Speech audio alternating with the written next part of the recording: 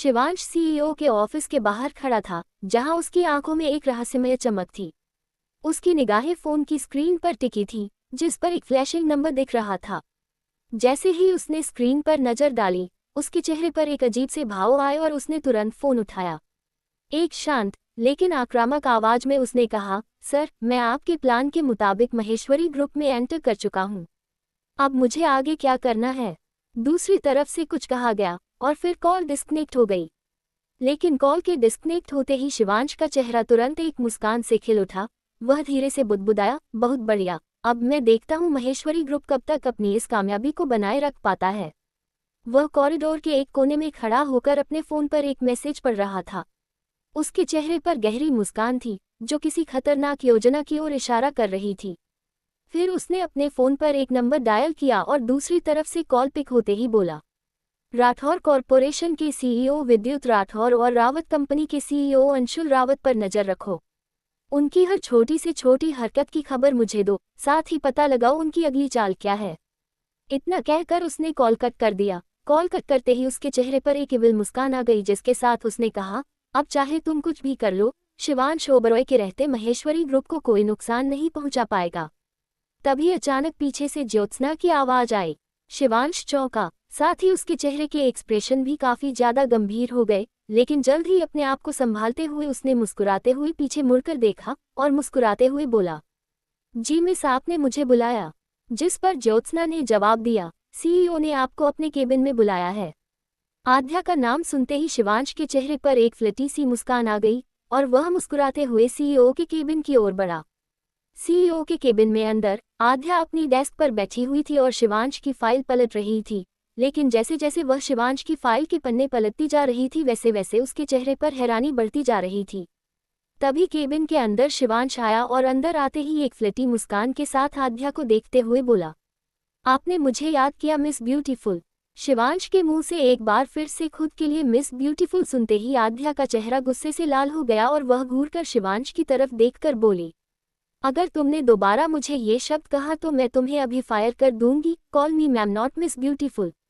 लेकिन जैसे शिवांश पर उसकी धमकी का कोई असर ही नहीं पड़ा, वह एक बार फिर से अपने फ्लटी अंदाज में बोला, वैसे कुछ भी कहो, गुस्से में तुम और भी खूबसूरत लगती हो तुम। आध्या गुस्से से शिवांश को घूरने लगी, जिस पर शिवांश अपने चेहरे पर एक शरारती मुस्कान लेकर आध्या के ठीक सामने आ गया और अपनी नशीली आवाज में बोला, सुरमे से लदी तेरी आंखें कत्लेआम करती हैं, जिसे देख ले मुस्कुरा कर उसे अपना गुलाम बना लेती हैं। शिवांश को अपने इतने करीब महसूस कर और उसकी बातें सुनकर आध्या का चेहरा ना चाहते हुए भी हल्का सा गुलाबी हो गया, जिसे देखते ही शिवांश के चेहरे पर एक हल्की सी मुस्कान तैर गई। लेकिन जैसे ही आध्या ने शिवांश के चेहरे पर उसकी शरारती मुस्कान को देखा, उसका चेहरा एक बार फिर से सख्त हो गया और फिर अगले ही पल वह शिवांश को खुद से दूर कर उसे घूरने लगी और घूरते हुए ही बोली, मिस्टर शिवांश ओबरॉय, लगता है यहाँ आने से पहले तुमने मेरे बारे में कुछ भी पता नहीं किया, जो तुम मेरे साथ ऐसी हरकत करने की हिम्मत कर रहे हो। उसकी बातें सुनकर शिवांश के चेहरे की मुस्कान और भी बड़ी होने लगी। वह कुछ बोलने ही वाला था कि तभी उसके कानों में एक बार फिर से आध्या की आवाज पड़ी, शिवांश ओबरॉय, हार्वर्ड यूनिवर्सिटी से एमबीए गोल्ड मेडलिस्ट, क्या मैं जान सकती हूँ तुम्हारा आखिर महेश्वरी ग्रुप ज्वाइन करने का क्या मकसद है? बिकॉज तुम्हारी जो डिटेल्स मेरे पास है, इसके अकॉर्डिंग तो तुम एशिया ही नहीं बल्कि नंबर 1 कंपनी के अंदर भी जॉब कर सकते थे, तो आखिर तुमने महेश्वरी ग्रुप को ही क्यों ज्वाइन किया? आध्या का सवाल सुनकर भी शिवांश के चेहरे में कोई बदलाव नहीं आया। वह एक कैजुअल मुस्कान के साथ आध्या को देखते हुए बोला, हर किसी के अपने अपने रीजन्स होते हैं, और वैसे भी मुझे उन बड़ी कंपनियों में जॉब करने की कोई इच्छा नहीं है, बिकॉज वह लोग पहले ही टॉप पर है। अगर मुझे अपनी काबिलियत साबित करनी है तो मैं ऐसी ही एक कंपनी को चुनूंगा और खुद अपने दम पर उसे टॉप पर ले जाऊंगा। और वैसे भी जिस कंपनी की सीईओ तुम्हारे जैसी एक खूबसूरत लड़की हो, तो भला मैं उन बड़ी कंपनियों में जॉब करके क्या ही हासिल कर लूंगा।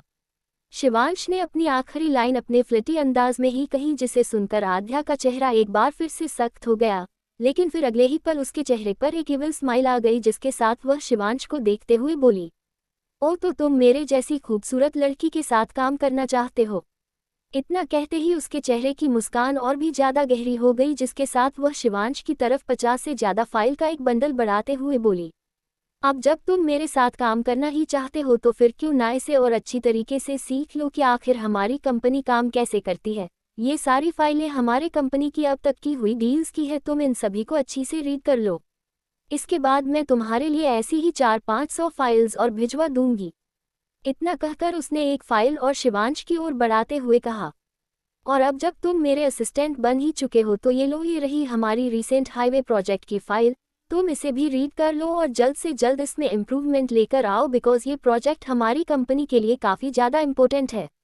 आध्या की सारी बात सुनकर शिवांश के चेहरे की मुस्कान अगले ही पल गायब हो गई, साथ ही उसका चेहरा एकदम से फीका पड़ गया, जिसे देखकर आध्या के चेहरे पर एक बड़ी सी मुस्कान आ गई और वह धीरे से शिवांश से बोली, मेरे केबिन के बगल में ही तुम्हारा क्यूबिकल बना हुआ है, तुम वहां पर अपना सारा काम कर सकते हो, अब जाओ और अपने काम में लग जाओ। इतना कहकर उसने शिवांश को बाहर जाने का इशारा कर दिया। उसके इशारा करते ही शिवांश अपने उदास मन से अपने नए क्यूबिकल की ओर बढ़ने लगा। उसे इस तरह जाते देखकर आध्या के चेहरे पर एक डेविल मुस्कान आ गई, जिसके साथ उसने मुस्कुराते हुए शिवांश की पीठ की तरफ देखते हुए धीरे से कहा, अब मैं देखती हूँ तुम कब तक यहाँ काम करते हो। शिवांश का मन था कि वह अपने बेटे कियांश के पास जाए और उसकी दुनिया में खो जाए। कियांश ओबरॉय 8 साल का लड़का, जो अपने पिता से कहीं ज्यादा स्मार्ट और आत्मनिर्भर था। शाम तक शिवांश की हालत बेहद बुरी हो चुकी थी। वह अपनी इसी हालत में रॉय मैंशन में वापस लौटा। आज सच में आध्या ने उससे इतना काम कराया कि वो बुरी तरह थक गया था। रॉय मैंशन उसके बचपन के दोस्त अनिरुद्ध रॉय का घर था, जहां वह अपने बेटे और बचपन के दोस्त अनिरुद्ध रॉय के साथ रहता था। जैसे ही वह मेंशन के अंदर हॉल में पहुंचा, उसकी नज़र सामने कुर्सी पर किसी राजा की तरह बैठे हुए कियांश पर पड़ी, जो इस समय अपने लैपटॉप में हैकिंग कोर्स सीख रहा था। कियांश को देखते ही शिवांश के चेहरे पर एक बड़ी सी मुस्कान आ गई और वह अपने दिन भर की सारी थकावट जैसे एक पल में ही भूल गया। अपने चेहरे पर उसी मुस्कान के साथ उसने पूछा, क्या कर रहे हो कियांश? हैकिंग कोर्स सीख रहा हूँ, कियांश ने बिना किसी एक्सप्रेशन के ठंडे लहजे में जवाब दिया और ऐसे ही ठंडे लहजे में आगे कहा, ताकि फ्यूचर में अपनी कंपनी खड़ी करने के बाद मुझे कोई टेक्निकल प्रॉब्लम ना हो। तुम बच्चों की तरह क्यों नहीं रिएक्ट करते? शिवांश ने हैरानी से पूछा। शिवांश बहुत अच्छी से जानता था उसका बेटा और बच्चों की तरह बिल्कुल नहीं था। जहां उसकी उम्र के बच्चे कंप्यूटर या लैपटॉप पर गेम्स खेला करते थे, वहीं उसका बेटा हैकिंग कोर्स सीखने में लगा हुआ था। शिवांश का सवाल सुनकर कियांश ने बिना किसी एक्सप्रेशन के जवाब दिया, क्योंकि ये सब बोरिंग है। मुझे बच्चों के साथ रहना बिल्कुल पसंद नहीं और मैं अब कोई बच्चा नहीं रहा। शिवांश हैरान था, लेकिन वह जानता था कि कियांश का दिल कहीं न कहीं उसकी तरह ही होगा। तभी अनिरुद्ध रॉय वहां पहुंचा। अनिरुद्ध, जो 6 फुट लंबा, चौकोर चेहरा, हल्की सी चेहरे पर दाढ़ी, कंधे तक आने वाले बाल और मस्कुलर बॉडी वाला था, शिवांश के ऊपर हंसते हुए बोला, तुम्हारा बेटा सच में तुमसे भी आगे है ब्रो। कियांश को देखकर वह भी उसका साथ देने में पीछे नहीं रहा। अनिरुद्ध ने शिवांश से मजाक करते हुए कहा, बिल्कुल, I am damn sure Shivansh, Kiyansh future में तुमसे भी 10 कदम आगे होगा। शिवांश हल्की सी हंसी के साथ बोला, तुम लोग मुझे परेशान करने के अलावा और कुछ नहीं कर सकते। तभी कियांश अपने स्कूल के प्रोजेक्ट के काम से वहां से निकल गया। कियांश के वहां से जाते ही अनिरुद्ध का चेहरा गंभीर हो गया। वह शिवांश से पूछते हुए बोला, शिवांश, तुमने महेश्वरी ग्रुप ज्वाइन क्यों किया? क्या कुछ ऐसा है जो तुम मुझसे छिपा रहे हो? शिवांश ने गहरी सांस ली और चेहरे पर हल्के से इमोशन के साथ कहा, कुछ साल पहले आध्या ने अनजाने में मेरे बेटे कियांश की जान बचाई थी, तभी से मैं महेश्वरी ग्रुप को सपोर्ट कर रहा हूँ। शिवांश ने आगे बताया, मैं दुनिया की नंबर 1 यूनिवर्सिटी से एमबीए में गोल्ड मेडलिस्ट हूँ और दुनिया की टॉप 10 कंपनियां मुझे हायर करना चाहती थी, लेकिन मैंने उन सभी को मना कर दिया और महेश्वरी ग्रुप को ज्वाइन किया। ये सब करने का मेरा सिर्फ एक ही कारण था, अपने बेटे की जान बचाने की कीमत चुकाना। तुम तो जानते ही हो अनिरुद्ध, मेरी जिंदगी में अगर मेरे लिए सबसे ज़्यादा इम्पॉर्टेंट कोई है तो वह मेरा बेटा ही है। तो आखिर कैसे मैं अपने बेटे की जान बचाने वाले की मदद नहीं करूँगा? और जिस इंसान ने उसकी जान बचाई है, मैं उसे, उसके परिवार या फिर उसकी कंपनी को कभी कुछ नहीं होने दूंगा, चाहे इसके लिए मुझे कुछ भी करना पड़े।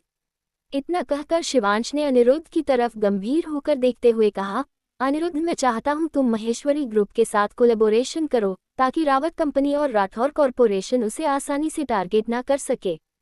वैसे तो महेश्वरी ग्रुप एशिया की नंबर 1 कंपनी है, लेकिन वह फाइनेंशियली जितने स्ट्रांग है, फिजिकली उतने ही वीक। इसमें तुम उनकी सबसे ज़्यादा मदद कर सकते हो, क्योंकि वेपन किंग के रहते कोई उनके पार्टनर्स को हार्म करने की भूल तो कभी नहीं कर सकता। और रही बात राठौर और रावत की, तो उन्हें मैं संभाल लूंगा। उसकी इस बात को सुनकर अनिरुद्ध उसके प्रपोजल के लिए मान गया और उसने शिवांश की तरफ मुस्कुरा कर देखते हुए कहा, ठीक है शिवांश, तुम जैसा चाहते हो मैं वैसा ही करूंगा, लेकिन क्या तुम मुझे सच में सिर्फ इसलिए महेश्वरी ग्रुप के साथ कोलैबोरेट करवाना चाहते हो क्योंकि उसकी सीईओ ने तुम्हारे बेटे की जान बचाई थी, या फिर तुम मुझसे कुछ छुपा रहे हो? ये सब कहते हुए उसकी आंखों में एक शरारत छुपी हुई थी, जिसे देखते ही शिवांश थोड़ा सा हड़बड़ा गया और तुरंत उसे जवाब देते हुए बोला, नहीं, तुम जैसा सोच रहे हो वैसा कुछ नहीं है। लेकिन शायद अनिरुद्ध ने उसकी आंखों में छुपी उसकी फीलिंग्स को देख लिया था, जिसे देखकर वह हल्का सा मुस्कुराने लगा, लेकिन उसने शिवांश से कुछ नहीं कहा। इसके बाद वह दोनों रावत कंपनी और राठौर कॉरपोरेशन के खिलाफ योजना बनाने लगे कि कैसे इनकी साजिशों को नाकाम किया जाए। शिवांश का मन महेश्वरी ग्रुप के खिलाफ होने वाली हर साजिश को नाकाम करने में था, लेकिन अब वह केवल एक ही चीज चाहता था, अपने बेटे की सुरक्षा और उसके लिए हर खतरे का मुकाबला करना। अगला कदम क्या होगा? क्या शिवांश के पास और भी रहस्य छिपे हैं? और क्या महेश्वरी ग्रुप की नाकामयाबी का दिन आ जाएगा? जानने के लिए सुनते रहिए मेरी यह कहानी यू आर माई मैडनेस।